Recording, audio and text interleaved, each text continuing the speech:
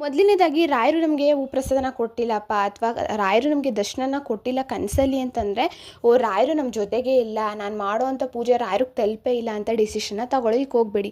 ರಾಯರನ್ನ ಪೂಜೆ ಮಾಡೋದೇ ರಾಯರು ಅನುಮತಿ ಕೊಟ್ಟಾಗ. ರಾಯರು ನಿಮ್ಮ ಮನೇಲಿ ಅಥವಾ ನಿಮ್ಮ ಲೈಫಲ್ಲಿ ಬರೋದು ರಾಯರು ಅನುಮತಿ ಇಂದಲೇ ನಿಮ್ಮ ಜೀವನಕ್ಕೆ ಬರೋದು. ನಿಮ್ಮ ಲೈಫಲ್ಲಿ ಏನೋ ಒಂದು ಬದಲಾವಣೆನ ತರಬೇಕು ಅಥವಾ ನೀವು ಯಾವುದೊಂದು ಕಷ್ಟದಲ್ಲಿದ್ದೀರಾ, ಕಷ್ಟದಿಂದ ನಿಮ್ಮನ್ನ ಪಾರು ಮಾಡಬೇಕು ಅನ್ನೋ ಉದ್ದೇಶ ಇದ್ದರೆ ಮಾತ್ರನೇ ರಾಯರು ನಿಮ್ಮ ಮನೆಗಾಗಿರ್ಬೋದು ಅಥವಾ ನಿಮ್ಮ ಮನಕ್ಕಾಗಿರ್ಬೋದು ಬರ್ಬೋದು. ಅವರು ನೀವು ಅವ್ರ ಪೂಜೆನ ಮಾಡೋದೇ ಒಂದು ದೊಡ್ಡ ಶ್ರೇಷ್ಠವಾದ ಕೆಲಸ, ಪುಣ್ಯವಾದ ಕೆಲಸ ಅಂತ ಹೇಳ್ಬೋದು. ಎಲ್ರೂ ಕೂಡ ರಾಯರು ಪೂಜೆ ಮಾಡೋದಕ್ಕೆ ಸಾಧ್ಯ ಇಲ್ಲ, ರಾಯರು ಆರಾಧನೆ ಮಾಡೋದಕ್ಕಾಗಲ್ಲ, ಅಥವಾ ರಾಯರು ಮಟ್ಟಕ್ಕೆ ವಾರನೂ ಕೂಡ ನಾವು ಭಕ್ತರಾಗಿರೋರು ಅಥವಾ ರಾಯರನ್ನ ಪೂಜೆ ಮಾಡೋರು ಕೂಡ ವಾರನೂ ಹೋಗೋದಕ್ಕೆ ಸಾಧ್ಯನೇ ಇಲ್ಲ. ರಾಯರು ಅಪ್ಪಣೆ ಕೊಟ್ಟಾಗಲೇ ನಾವು ಅವ್ರ ದರ್ಶನ ಪಡೆಯೋದಕ್ಕೆ ಸಾಧ್ಯ, ಅದೇ ರೀತಿ ಅವ್ರ ಪೂಜೆನ ಮಾಡೋದಕ್ಕೆ ಸಾಧ್ಯ ಅಲ್ವಾ. ಅದಕ್ಕೋಸ್ಕರ ನೀವು ಅದನ್ನು ಮೊದಲು ತಲೆಲಿಟ್ಕೊಳ್ಳಿ.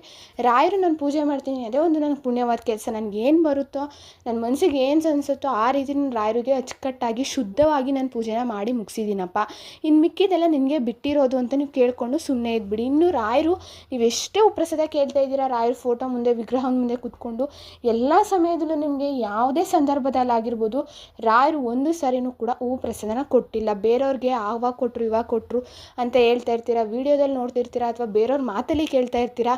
ಬಟ್ ನನಗೆ ಯಾಕೆ ಕೊಟ್ಟಿಲ್ಲ ಅನ್ನೋದು ಎಲ್ಲೋ ಕೂಡ ಒಂದಲ್ಲ ಒಂದು ಟೈಮಲ್ಲಿ ಕೊರೆಯುತ್ತೆ, ಮತ್ತು ಬೇಜಾರು ಕೂಡ ಆಗುತ್ತೆ. ನನ್ನಿಂದ ಏನು ತಪ್ಪಾಯಿತು ತಂದೆ, ಅಥವಾ ನಾನು ಕೇಳ್ಕೊತಾ ಇರೋದೇ ಮಿಸ್ಟೇಕಾ, ಇಲ್ಲ ನಾನು ಕೇಳ್ಕೊಳ್ಳೋದು ಆಗೋದಿಲ್ವಾ, ಅದಕ್ಕೋಸ್ಕರ ನೀವು ನನಗೆ ಪ್ರಸಾದ ಕೊಟ್ಟಿಲ್ವಾ ಅನ್ನೋ ರೀತಿ ಹಲವಾರು ರೀತಿಯ ಪ್ರಶ್ನೆಗಳು ನಮಗೆ ಬರ್ತಾ ಹೋಗ್ತವೆ. ರಾಯರು ನಿಮ್ಮ ಕನಸಲ್ಲಿ ಬಂದು ಮಂತ್ರಾಕ್ಷತೆನ ಕೊಟ್ಟಿಲ್ಲ ಅಥವಾ ಪ್ರಸಾದನ ಕೊಟ್ಟಿಲ್ಲ ಅನ್ನೋದಕ್ಕೇನು ಭಯನ ಪಟ್ಕೊಳ್ಳೋ ಅವಶ್ಯಕತೆನೇ ಇಲ್ಲ. ಅದಕ್ಕೂ ಕೆಲವು ಧನಾತ್ಮಕ ಅರ್ಥಗಳಿವೆ, ಮತ್ತು ಗೊಂದಲಗಳನ್ನ ಇಟ್ಕೊಳ್ಳೋದಕ್ಕೆ ಹೋಗ್ಬಿಡಿ, ಭಯನೂ ಪಟ್ಕೊಳ್ಳೋದಕ್ಕೆ ಹೋಗ್ಬಿಡಿ. ಈ ಪ್ರಸಾದ ಮತ್ತು ರಾಯರ ಕನಸಲ್ಲಿ ಯಾಕೆ ಬರ್ತಿಲ್ಲ ಅಂದರೆ, ನಿಮ್ಮ ಕರ್ಮ ಫಲಗಳು ಇವಾಗ ತಾನೇ ಕರಗ್ತಾ ಇದ್ದಾವೆ, ಅದಕ್ಕಿಂತ ಸಮಯ ಬೇಕು. ನಾವು ಹಿಂದಿನ ಜನ್ಮದಲ್ಲಿ ಮಾಡಿರೋಂಥ ಕರ್ಮಗಳನ್ನ ನಾವು ಕಳೆದ ಮೇಲೇ ಇವಾಗಿನ ಜನ್ಮದ ಕಷ್ಟಗಳನ್ನ ನಾವು ಸಾಲ್ವ್ ಮಾಡ್ಕೊಳ್ಳೋದಕ್ಕೆ ಸಾಧ್ಯ ಅಂತೆ. ಅದರಿಂದಾಗಿ ನಿಮ್ಮ ಕರ್ಮ ಫಲಗಳು ಕರಗ್ತಾ ಇದ್ದಾವೆ. ಅಷ್ಟೇ ಅಲ್ಲದೆ ರಾಯರು ಅಂಥ ಸಂದರ್ಭದಲ್ಲಿ ನೀವು ಪೂಜೆ ಮಾಡ್ತಿದ್ದೀರಾ, ರಾಯರು ಭಕ್ತರಾಗಿದ್ದೀರಾ, ಅಂಥ ಸಂದರ್ಭದಲ್ಲಿ ರಾಯರು ಪರೀಕ್ಷೆ ಮಾಡ್ತಾರಂತೆ. ಪರೀಕ್ಷೆ ಮಾಡೋ ಸಮಯದಲ್ಲಿ ರಾಯರು ಯಾವುದೇ ಕಾರಣಕ್ಕೂ ನಮಗೆ ಪ್ರಸಾದ ಆಗಿರ್ಬೋದು ಅಥವಾ ಕನಸಲ್ಲಿ ಬಂದು ದರ್ಶನವಾಗಿ ಕೊಡೋದಾಗಿರ್ಬೋದು ಏನೂ ಕೂಡ ಮಾಡೋದಿಲ್ವಂತೆ. ರಾಯರು ನಮ್ಮಿಂದ ದೂರನೇ ಇದ್ಬಿಡ್ತಾರಂತೆ.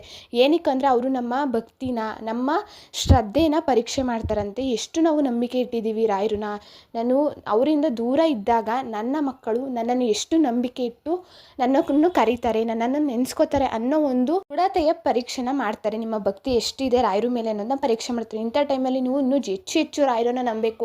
ರಾಯರು ಪ್ರಸಾದ ಕೊಡಲಿಲ್ವಾ, ನೀವು ಕೇಳಿದ್ರೆ ಕೊಡಲಿಲ್ವಾ, ಇಲ್ಲ ರಾಯರನ್ನು ಕನಸಲ್ಲಿ ಬಂದು ದರ್ಶನ ನೀಡಿ ಅಂತ ನೀವು ಕೇಳ್ಕೊಂಡ್ರೆ ಆದರೂ ಯಾವುದೇ ರೀತಿ ರಾಯರು ಕೊಟ್ಟಿಲ್ಲ ಅಂದರೆ ನೀವು ತಲೆ ಕೆಡಿಸ್ಕೊಬಿಡಿ.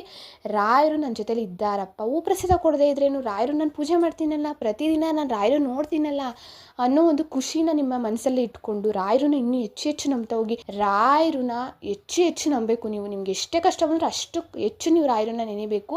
ಮತ್ತು ನಿಮ್ಮ ಕಷ್ಟ ಆಗಿರ್ಬೋದು, ಸುಖ ಆಗಿರ್ಬೋದು ಎಲ್ಲನೂ ಕೂಡ ರಾಯರ ಮುಂದೆ ಹೇಳ್ಕೊಳ್ಳಿ.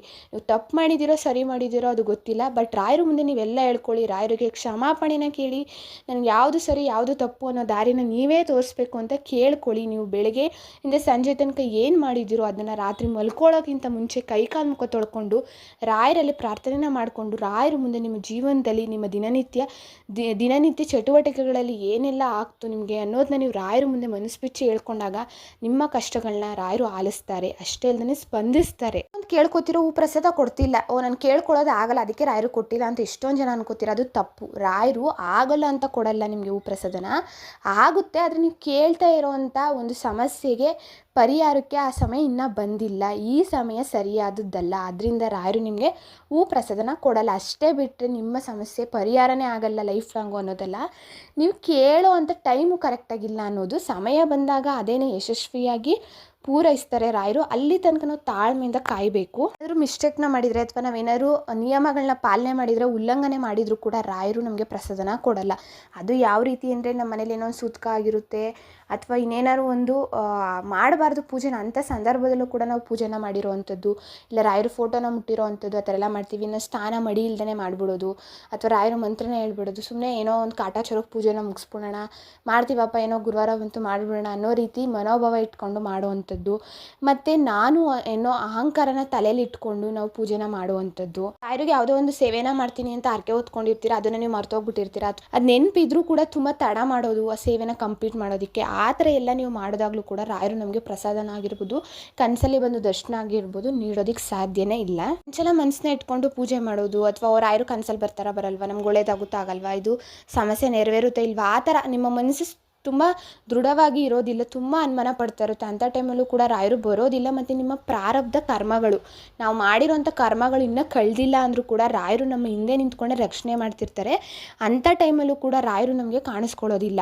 ನೀವು ಕಷ್ಟ ಬಂದಾಗ ಮಾತ್ರ ರಾಯರು ನೆನೆಸ್ಕೊಂಡು, ರಾಯರೇ ನನಗೆ ಅನುಗ್ರಹ ಮಾಡಬೇಕಪ್ಪ, ನನ್ನ ಕಷ್ಟ ಇದ್ದಿರೋ ಇದ್ದಪ್ಪ, ನನ್ನ ಬೈಕೆ ಈ ಥರ ಇದೆಯಪ್ಪ, ಈಡೇರಿಸ್ಬೇಕಪ್ಪ ಅಂದಿದ ತಕ್ಷಣ ರಾಯರು ಬಂದು ನಿಮ್ಮ ಕನಸಲ್ಲಿ ಅನುಗ್ರಹನ ಮಾಡೋದಿಲ್ಲ, ದರ್ಶನನೂ ಪಡೆಯೋದಿಲ್ಲ. ನೀವು ಕೊನೆ ತನಕ ಒಂದ್ಸತಿ ರಾಯರು ನಂಬಿದ್ರಾ, ಒಂದ್ಸತಿ ರಾಯರನ್ನ ಪೂಜೆ ಮಾಡೋದಕ್ಕೆ ಶುರು ಮಾಡಿದ್ರೆ ನಿಮ್ಮ ಕೊನೆ ಉಸಿರಿರೋ ತನಕ ಮಾಡಿ, ರಾಯರು ಕಷ್ಟ ಕೊಡ್ತಾರೋ ಸುಖ ಕೊಡ್ತಾರೋ ಅದು ಗೊತ್ತಿಲ್ಲ, ಬಟ್ ರಾಯರು ನಂಬಿದ್ದೀನಿ ನಾನು ಅಷ್ಟೇ ಅನ್ನೋ ಮನೋಭಾವನೆ ಮಾತ್ರ ನಿಮ್ಮ ಮನಸ್ಸಲ್ಲಿ ಇಟ್ಕೊಂಡು ನೀವು ಪೂಜೆ ಮಾಡಿದ್ದೇ ಆದರೆ ರಾಯರು ಎಲ್ಲವೂ ಕೂಡ ಒಳ್ಳೇದು ಮಾಡ್ತಾರೆ. ಹಂಗಂದ್ಬಿಟ್ಟು ನಾವು ಕೇಳಿದ್ದೆಲ್ಲ ಕಳಿಸ್ಬಿಡ್ಬೇಕು ದೇವರು, ನಾವು ಕೇಳ್ದಪ್ಪ ಇದನ್ನ ಇಷ್ಟು ದಿವಸದಲ್ಲಿ ಕೊಡಬೇಕು ಅಂತ ಕೇಳ್ಬಿಟ್ಟು, ಬಟ್ ದೇವ್ರು ಯಾಕೋ ಇನ್ನೂ ಕೊಡ್ತಿಲ್ಲ, ನಾನು ಇದೆಲ್ಲ ಮಾಡಿದೆ ಅಂತ ಹೇಳ್ತಾರೆ ಒಬ್ಬೊಬ್ರು. ಹಾಗಲ್ಲ, ನಮ್ಮ ಕರ್ಮಗಳು ಇರ್ತಾವಲ್ವ, ನಾವು ಕೇಳೋ ಅಂಥದ್ದು ನಮ್ಮ ಲೈಫ್ಗೆ ಒಳ್ಳೇದಾ ಕೆಟ್ಟದ್ದ ಅನ್ನೋದು ನಮಗಿಂತ ಹೆಚ್ಚಾಗಿ ಆ ಭಗವಂತನಿಗೆ ಗೊತ್ತು. ನಮ್ಗೆ ಏನು ಕೊಡಬೇಕು ಬೇಡವೋ ಅಂತ ನಿರ್ಧಾರ ಮಾಡಿನೇ ನಮ್ಮನ್ನ ಇಲ್ಲಿಗೆ ಕಳಿಸಿರ್ತಾನೆ. ಅಂದಮೇಲೆ ಏನಕ್ಕೆ ಅಷ್ಟೊಂದು ತಲೆ ಕೆಡಿಸ್ಕೋಬೇಕು, ನಿಮ್ಮದು ಅಂತ ಅನ್ನೋದಾದರೆ ಯಾರ ಕೈಗೂ ಸಿಗ್ದೇನೆ ಅದು ನಿಮಗೆ ಸಿಗುವಂಥದ್ದು. ನಿಮಗೆ ಅಂತ ಅದೇನು ಇಲ್ಲವೇ ಇಲ್ಲ ಅಂತಂದರೆ ನೀವು ಎಷ್ಟೇ ಪ್ರಯತ್ನ ಪಟ್ಟರು ಕೂಡ ನೀವೇನನ್ನು ಕೂಡ ಪಡ್ಕೊಳ್ಳೋದಕ್ಕೆ ಸಾಧ್ಯನೇ ಇಲ್ಲ. ಇದನ್ನು ನಾವು ಅರ್ಥ ಮಾಡ್ಕೋಬೇಕು. ಇನ್ನು ಇಂಥ ಸಂದರ್ಭದಲ್ಲಿ ನಿಮಗೆ ಪ್ರಸಾದ ಸಿಕ್ಕಿಲ್ಲ, ಕನಸು ಬೀಳ್ತಿಲ್ಲ ಅನ್ನೋ ಸಂದರ್ಭದಲ್ಲಿ ನೀವು ಯಾವ ಥರ ಇರಬೇಕು ಅಂತ ಅಂದರೆ, ಮನಸ್ಸು ತುಂಬ ಶುದ್ಧವಾಗಿರ್ಬೇಕು. ನೀವು ಪ್ರಾರ್ಥನೆ ಕೂತ್ಕೊಂಡಿದ್ದೀರಾ, ಒಂದು ಪ್ರಸಾದನ ಕೇಳೋದಕ್ಕೆ ಕೂತ್ಕೊಂಡಿದ್ದೀರಾ ಅಂದರೆ ನಿಮ್ಮ ಮನಸ್ಸಲ್ಲಿ ಗೊಂದಲ ಇರಬಾರ್ದು, ಸಂಶಯ ಅಂತೂ ಮೊದಲೇ ಇರಬಾರ್ದು, ಚಂಚಲತೆ ಇರಬಾರ್ದು. ಒಂದೇ ಮನಸ್ಸಲ್ಲಿ ಒಂದೇ ವಿಚಾರ ಮಾತ್ರನೇ ತಂದೆ ಕೊಡಪ್ಪ ಕೊಡಲ್ವ ಅಷ್ಟೇ, ಎರಡರ ಒಂದು ಉತ್ತರನ ನೀವು ಕೇಳಬೇಕು. ಅದನ್ನು ಬಿಟ್ಟರೆ ತುಂಬ ಗೊಂದಲದಿಂದ ಆಗುತ್ತೋ ಆಗಲ್ವೋ, ನೀವೇ ತುಂಬ ಜಾಸ್ತಿ ಕನ್ಫ್ಯೂಷನ್ ಮಾಡ್ಕೊಳ್ಳೋದು, ಆ ಥರ ಮಾಡ್ಕೊಳ್ಳೋದಕ್ಕೆ ಹೋಗ್ಬಿಡಿ. ತುಂಬ ಶುದ್ಧವಾದ ಮನಸ್ಥಿತಿನ ಇಟ್ಕೊಂಡು ರಾಯರಲ್ಲಿ ಮತ್ತೆ ಮತ್ತೆ ಪ್ರಾರ್ಥನೆನ ಮಾಡಿ, ಮತ್ತೆ ನೀವು ಪ್ರಯತ್ನ ಪಡ್ತಾನೆ ಇರಿ. ರಾಯರು ಕೊಡೋ ತನಕ ನೀವು ಬಿಡೋದಕ್ಕೆ ಹೋಗಲೇಬೇಡಿ. ಅದೇ ನಿಮ್ಮ ಮನೆಯಲ್ಲಿ ರಾಯರ ಪೂಜೆನ ಮಾಡಿ, ರಾಯರಿಗೆ ದೀಪಾರಾಧನೆ ಮಾಡಿ, ನಿಮ್ಮ ಕೈಲಿ ಏನಾಗುತ್ತೋ ಅದನ್ನ ರಾಯರಿಗೆ ನೈವೇದ್ಯವಾಗಿಟ್ಟು ಮತ್ತೆ ರಾಯರಲ್ಲಿ ಸಂಕಲ್ಪನ ಮಾಡ್ಕೊಳ್ಳಿ. ಒಂದೇ ಶುದ್ಧವಾದ ಮನಸ್ಸಿನಿಂದ ಬೇಡ್ಕೊಳ್ಳಿ, ಪ್ರಾರ್ಥನೆನ ಮಾಡ್ಕೊಳ್ಳಿ. ಮತ್ತು ನಿಮ್ಮ ಹತ್ತಿರದ ಮಠದಲ್ಲಿರುವಂಥ ರಾಯರ ಮಠಕ್ಕೆ ಹೋಗ್ಬಿಟ್ಟು ಪೂಜೆನ ಸಲ್ಲಿಸಿ, ಸೇವೆನ ಮಾಡಿ. ನಿಮ್ಮ ಕೈಲಿ ಎಷ್ಟಾಗುತ್ತೋ ಅಷ್ಟು ಸೇವೆನ ಮಾಡಿ. ಸಾಧ್ಯ ಆಗುತ್ತೆ ಅಂದರೆ ವಾರಕ್ಕೊಂದ್ಸರಿ ಆದರೂ ಹೋಗಿ ಅನ್ನದಾನ ಸೇವೆನ ಮಾಡಿಬಿಟ್ಟು ಬನ್ನಿ. ಅಲ್ಲಿ ಕೊಡುವಂಥ ಪ್ರಸಾದನ ಮಂತ್ರಾಕ್ಷತೆನ ನೀವು ಸ್ವೀಕಾರ ಮಾಡಿಕೊಂಡು ನಿಮ್ಮ ತಲೆ ದಿಮ್ ಕೆಳಗಡೆ ನಿಮ್ಮ ಬಾಯಲ್ಲಿ ಸ್ವಲ್ಪ ಹಾಕ್ಕೊಂಡು ರಾತ್ರಿ ಹೊತ್ತು ಕೈಕಾಲು ಮುಖ ತೊಳ್ಕೊಂಡು ರಾಯರಲ್ಲಿ ಪ್ರಾರ್ಥನೆ ಮಾಡಿ, ಆ ನಂತರ ಮಲಗಿ ಚಾಪೆ ಮೇಲೆ ಮಲ್ಕೋಬೇಕು. ದಯವಿಟ್ಟು ದಿಮ್ಮಿ ಮೇಲೆ ಮಲ್ಕೊಳಕ್ಕೆ ಹೋಗ್ಬಿಡಿ. ಮಲ್ಕೊಂಡು ನೋಡಿ, ನಿಮಗೆ ಒಂದಲ್ಲ ಒಂದು ದಿನ ರಾಯರು ಕನಸಿನ ಮೂಲಕ ಬಂದು ಅವರು ದರ್ಶನ ನೀಡ್ತಾರೆ. ಅಷ್ಟೇ ಅಲ್ಲದೆ ಸೂಚನೆನೂ ಕೂಡ ಕೊಡ್ತಾರೆ. ಇಷ್ಟು ಕೆಲಸನ ಮಾಡಿ ನೋಡಿ, ನಿಮ್ಮ ಜೀವನದಲ್ಲಿ ರಾಯರು ಇದ್ದೇ ಇದ್ದಾರೆ ಅನ್ನೋ ನಂಬಿಕೆನ ನೀವು 100% ಇಟ್ಕೊಂಡಾಗ್ಲೇ ನಿಮ್ಮ ಲೈಫಲ್ಲಿ ಒಂದಲ್ಲ ಒಂದು ರೀತಿಯ ಬದಲಾವಣೆಗಳಾಗುವಂಥದ್ದು. ಇದು ಬೇರೆಯವ್ರು ಹೇಳಿ ಕೇಳಿ ಬರೋದಿಲ್ಲ, ನಮ್ಮ ಮನಸ್ಸಲ್ಲೇ ಬರಬೇಕು. ಅದು 100% ಇರಬೇಕು ರಾಯರ ಮೇಲಿನ ಭಕ್ತಿ ಅಷ್ಟೇ. Thank you for watching.